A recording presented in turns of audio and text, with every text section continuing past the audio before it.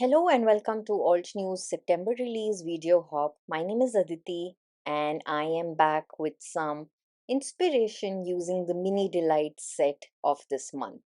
So this month we have this adorable stamp set, the garden friend, with a die set with autumn leaves and acorns, and the stamp set having a squirrel.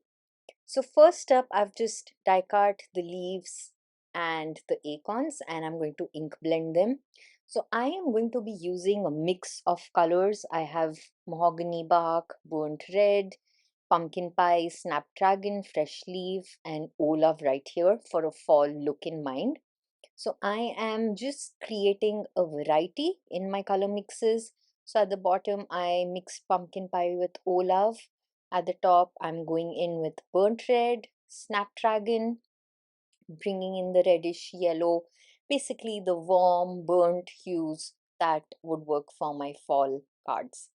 So going in again with burnt red, adding that deeper red there, I am then going to just add a little bit of depth with mahogany bark, and I think that really makes everything pop nice and beautiful.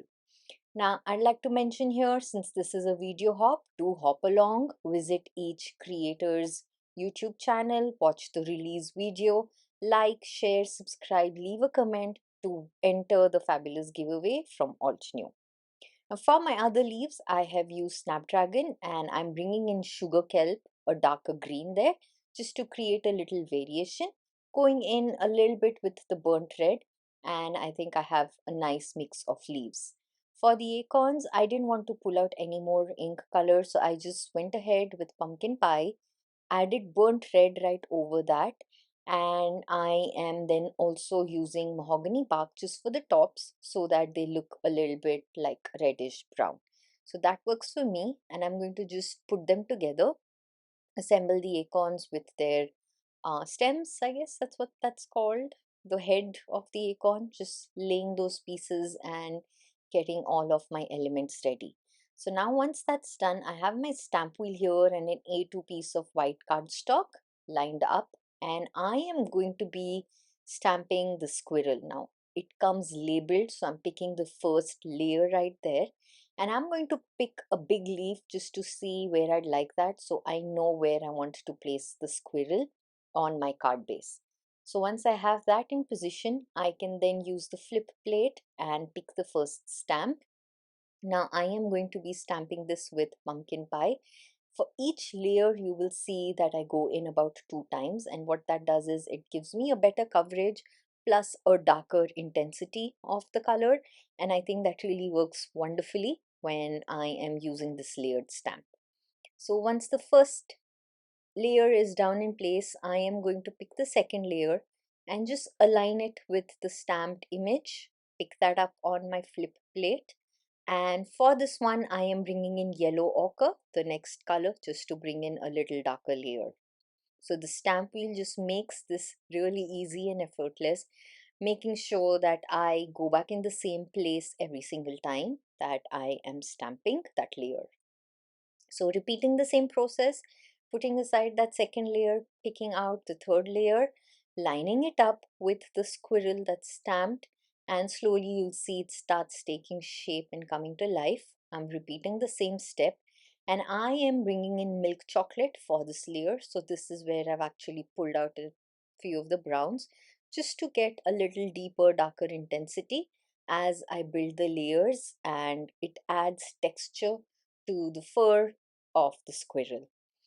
Now for the next layer, I am going to line that up so that pretty much accentuates the face of the cute little squirrel. And once I have that lined up, I am going to repeat the same step, and here I'm bringing in mahogany bark. Although it's a deeper, vibrant maroonish red, over these browns it kind of just accentuates as a nice reddish brown, and I think that really works for me. Now for that little tiny nose, I'm just placing that on my acrylic block, and I am picking in burnt red and just going in and adding that little nose to the squirrel.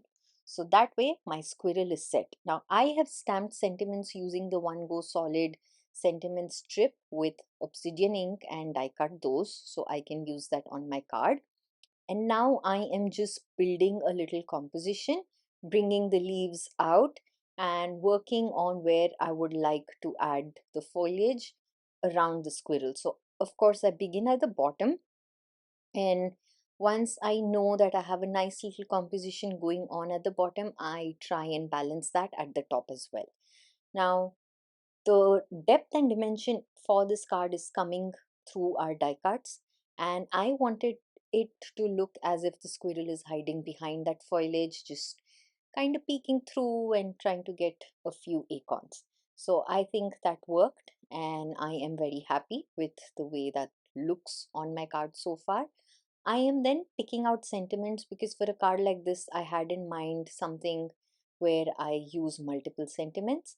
So just adding two phrases, I am then going to see where I can add more of the leaves just to balance that entire card. Now you could just leave it at that, leave the top empty, but I felt like I could add a little bit at the top, so it almost seems like the leaves are also falling from the top, just swaying away with the wind, falling at the bottom, and we have this nice, beautiful garden autumny scene at the bottom of the card too.